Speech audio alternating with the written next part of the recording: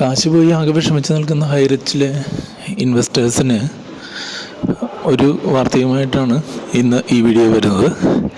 ഇന്നും പതിവ് പോലെ ഹൈറിച്ചിൻ്റെ കേസ് ഹൈക്കോടതിയിലുണ്ടായിരുന്നു. എന്നും ചെയ്യാറുള്ളതുപോലെ തന്നെ ഇന്നും കേസ് വിഡ്രോ ചെയ്ത് ഓടിയിട്ടുണ്ട്. സംഭവം എന്താണെന്ന് വെച്ചാൽ, ഹൈറിച്ചിൻ്റെ കമ്പനി പറയാൻ സാധ്യതയുള്ളൊരു കാര്യം ഞാൻ പറഞ്ഞുതരാം. ഇത് അവരുടെ സീനിയർ വക്കീലിന് കൂടുതൽ സ്ട്രോങ് ആയിട്ടുള്ള കേസ് കണ്ടുപിടിച്ച് ബാധിക്കുന്നതിനായിട്ടാണ് എന്നായിരിക്കും ഇത് ഇവരുടെ മാനേജ്മെൻറ്റും ലീഡർമാരും ഒക്കെ പറയാനുള്ള സാധ്യതയുള്ളത്.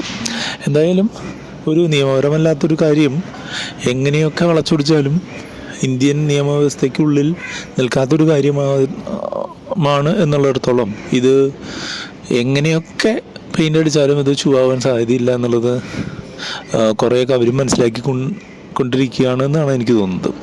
അതുകൊണ്ട് തന്നെ ഇവർ എങ്ങനെയൊക്കെ പെയിൻ്റ് അടിച്ച് കൊണ്ടുവന്നാലും കേസ് എടുത്ത് പുറത്തേക്ക് ഇടാനുള്ള സാധ്യതയാണ് കാണുന്നത്.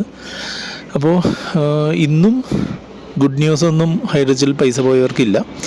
അപ്പോൾ ഹൈറിച്ചിൻ്റെ കൂട്ടിട്ട ഏമാന്മാരും ഹൈറിച്ചിൻ്റെ മാനേജ്മെൻറ്റും ഒക്കെ പറയാൻ സാധ്യതയുള്ള കള്ളങ്ങൾ കേട്ട് കണ്ണുമടച്ച് വിശ്വസിക്കാൻ മാത്രമല്ലേ ഇപ്പോൾ കാശ് പോയ പാവങ്ങളായിട്ടുള്ള നിങ്ങൾക്ക് സാധിക്കുള്ളൂ എന്നുള്ളതുകൊണ്ട് അത് വിശ്വസിക്കുക തന്നെ. പിന്നെ കേസ് കൊടുക്കാൻ ബുദ്ധിമുട്ടുള്ള ആളുകളുണ്ടെന്നുണ്ടെങ്കിൽ കേസ് കൊടുക്കണ്ട. പക്ഷേ വേറൊരു കാര്യം നിങ്ങൾക്ക് തീർച്ചയായിട്ടും ചെയ്യാം. ലീഡർമാരുടെ അടുത്ത് ചെന്നിട്ട് ചെറിയ പൈസയൊക്കെ ആണെന്നുണ്ടെങ്കിൽ അവർ തന്ന് സഹായിക്കാനുള്ള സാധ്യതയുണ്ട്. കാരണം എന്ന് വെച്ചാൽ ലക്ഷക്കണക്കിന് കോടിക്കണക്കിന് രൂപ ഉണ്ടാക്കിയിട്ടുള്ള ലീഡർമാർ നിങ്ങളുടെ ചുറ്റും തന്നെ ഉണ്ടായിരിക്കും. നിങ്ങളെ ചേർത്തിട്ടുള്ള ലീഡർമാരോ അവരുടെ തൊട്ടുമുകളിലുള്ള അപ്ലൈനോ അത്തരത്തിൽ വളരെയധികം പൈസ ഉണ്ടാക്കിയവരാവാനുള്ള സാധ്യതയുണ്ട്. അതുകൊണ്ട് ആ വഴിയൊന്നും നിങ്ങൾക്ക് ട്രൈ ചെയ്ത് നോക്കാവുന്നതാണ്.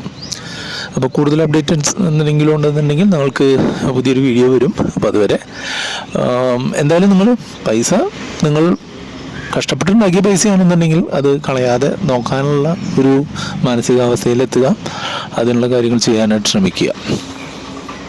അപ്പോൾ എല്ലാം പറഞ്ഞ പോലെ